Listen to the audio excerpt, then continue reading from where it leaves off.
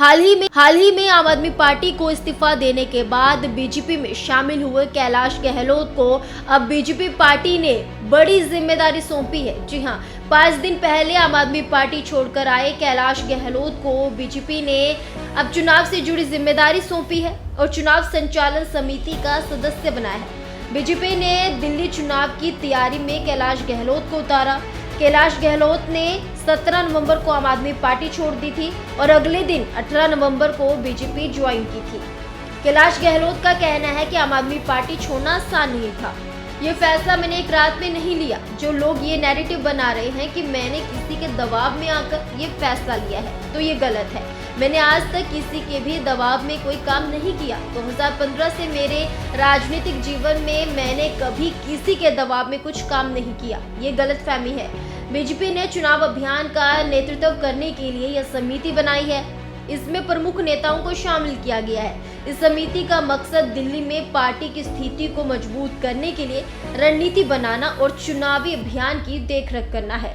तो अब अगले साल दिल्ली में विधानसभा चुनाव है और ऐसे में आम आदमी पार्टी को बड़ा झटका लगा है, क्योंकि आम आदमी पार्टी में परिवहन मंत्री कैलाश गहलोत ने आम आदमी पार्टी को बाय बाय कह के बीजेपी को ज्वाइन कर लिया है। जबकि अब दिल्ली में विधानसभा चुनाव नजदीक है।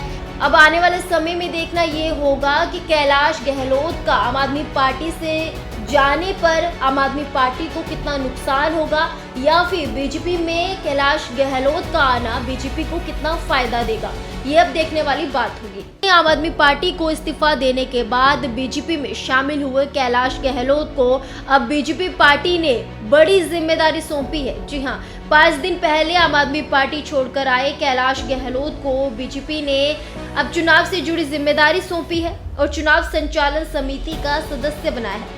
बीजेपी ने दिल्ली चुनाव की तैयारी में कैलाश गहलोत को उतारा।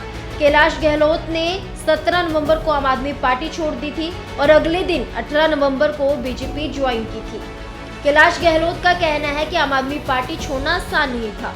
ये फैसला मैंने एक रात में नहीं लिया। जो लोग ये नैरेटिव बना रहे हैं कि मैंने किसी के दबाव में आकर ये फैसला लिया है, तो ये गलत है। मैंने आज तक किसी के भी दबाव में कोई काम नहीं किया। 2015 से मेरे राजनीतिक जीवन में मैंने कभी किसी के दबाव में कुछ काम नहीं किया। ये गलतफहमी है। बीजेपी ने चुनाव अभियान का नेतृत्व करने के लिए यह समिति बनाई है। इसमें प्रमुख नेताओं को शामिल किया गया है। इस समिति का मकसद दिल्ली में पार्टी की स्थिति को मजबूत करने के लिए रणनीति बनाना और चुनावी अभियान की देखरेख करना है। तो अब अगले साल दिल्ली में विधानसभा चुनाव है और ऐसे में आम आदमी पार्टी को बड़ा झटका लगा है, क्योंकि आम आदमी पार्टी में परिवहन मंत्री कैलाश गहलोत ने आम आदमी पार्टी को बाय बाय कह के बीजेपी को ज्वाइन कर लिया है। जबकि अब दिल्ली में विधानसभा चुनाव नजदीक है। अब आने वाले समय में देखना ये होगा कि कैलाश गहलोत का आम आदमी पार्टी से जाने पर आम आदमी पार्टी को कितना नुकसान होगा, या फिर बीजेपी में कैलाश गहलोत का आना बीजेपी को कितना फायदा देगा, ये अब देखने वाली बात होगी।